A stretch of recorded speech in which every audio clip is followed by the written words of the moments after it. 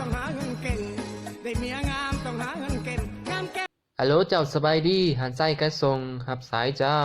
อันอยากโทรถามเรื่องเครื่องที่ส่งมานี่นะสินค้าอหยังนะเจ้าเว้าได้บ่ล่ะ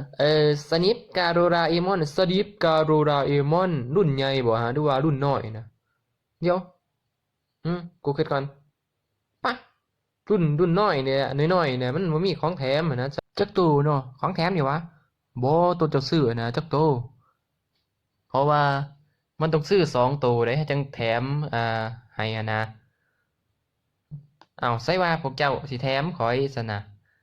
เฮ้ออันนี้ก็บ่ฮู้นำเด้ออย่ามันเจ้าซื้อผิดร้านนะบ่จักมันต้องได้2โตได้จังได้แถมให้อะนะ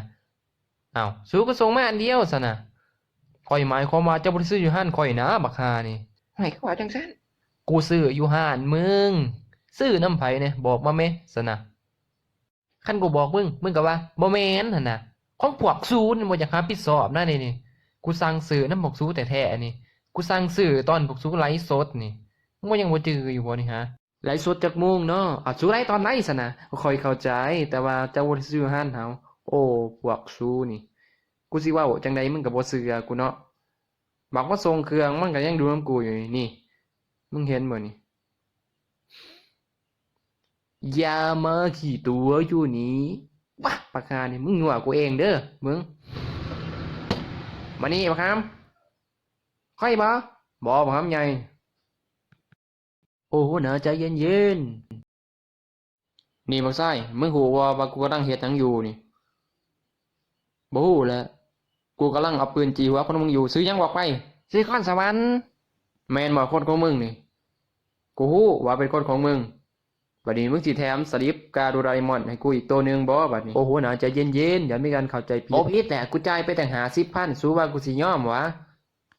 เอา40,000ถ้วนไปเอา35,000เป็นหยังโอ้35,000เฮาก็ขาดทุนตัว27,000ซะนะเอา40,000กีบซะอ้ายซอยกัน27,000นั่นแหละโอ้บ่ได้แท้ๆนะกูยิงอีหลีเด้นี่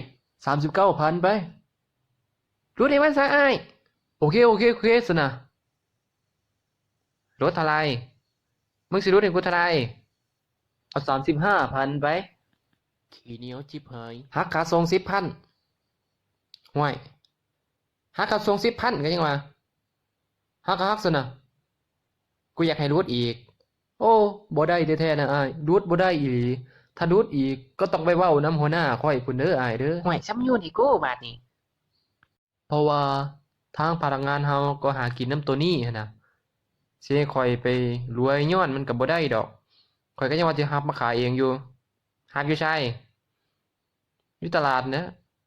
ห่วยสิของตลาดสิบ่มาขายอันเดียวกัน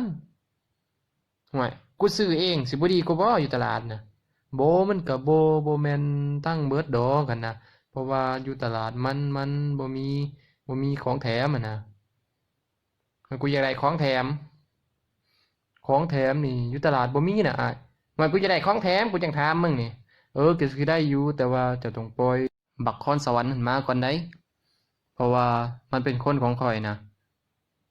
โอเคบ่และอีกอย่างหนึงถ้า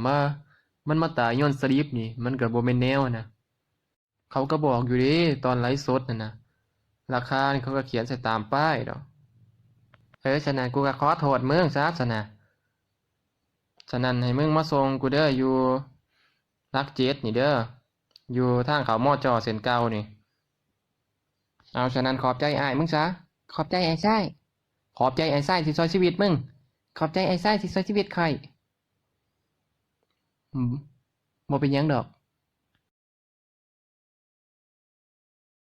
เห็นว่าสิบ่รุด